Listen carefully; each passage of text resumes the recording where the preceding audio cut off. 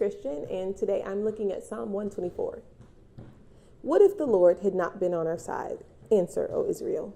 If the Lord had not been on our side when our enemies attacked us, then they would have swallowed us alive in their furious anger against us. Then the flood would have carried us away, the water would have covered us, the raging torrent would have drowned us. Let us thank the Lord, who has not let our enemies destroy us. We have escaped like a bird from a hunter's trap. The trap is broken, and we are free. Our help comes from the Lord, who made heaven and earth. It is the end of 2016, and so people are starting to, kind of reflect on what happened in the year, starting to look towards resolutions for 2017. Where are you going to go from here? What comes next? I think maybe this might be a great time as we starting to look forward to remember what God has done for us. David here says, what if the Lord had not been on our side? What if we had to walk through the last 365 days on our own? What if the thing that you dreaded had actually come and you had to face it alone? Now, for a lot of us, 2016 might have been awesome. I mean, this might have been a year where there was true acceleration and you saw God's promise and you saw elevation in ministry and in promise and in your lives and in your children. For some of you, it might have been a year where it's just like, yeah, I can't. I mean, I've talked to several people like myself who are pretty much counting off the days going, you know what, 2016, thanks God for it. But, we can move on.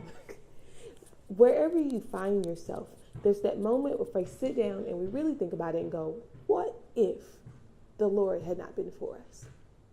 And then it says answer.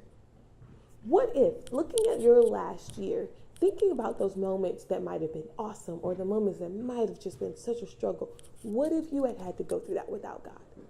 Now, there's a bunch of things we can actually look to, like a real thing. I keep a jar so that on the end of my year, I'm going to look through here and look at all things that God has done for me. I'm a big sports fan, so in here is a ticket to an NBA game that I got to see courtside. And there is a ticket to a flight that I got to take internationally this year. These are things that I can look back and go, that's what God did for me this year. There's some moments that aren't tangible. I can look back and go, I cried and it hurt and I wanted out, and He was there. He was there comforting. He was there as a friend. He was there as a father. And in those moments where I was like, I'm done, He was like, no, you got more. You can keep going. Then there's those moments I look back and I go, what if God hadn't been there? I mean, what would have happened if I had really had to do that on my own? If He didn't come through?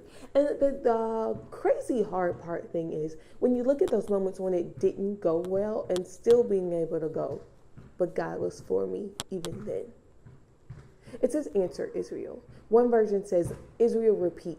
Keep telling yourself, repeat those things. This is where God was for me. This is where His peace was there. This is where His comfort was. This is where His promise came. In this moment in 2016, when it did not look like I could make it, my God was for me.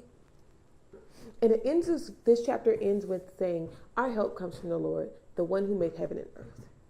Because as you're looking back going, what if the Lord hadn't been for me? Reminding yourself who God truly is. There's nothing on heaven or earth that He didn't make. That's the person who's for you, day in, day out, fighting for you. Jesus is actually interceding for you on a day-to-day basis. The God of heaven and earth is praying for you. That's such a great thing to know, that no matter what happened in this year, the one who made heaven and earth is on your side. Love you.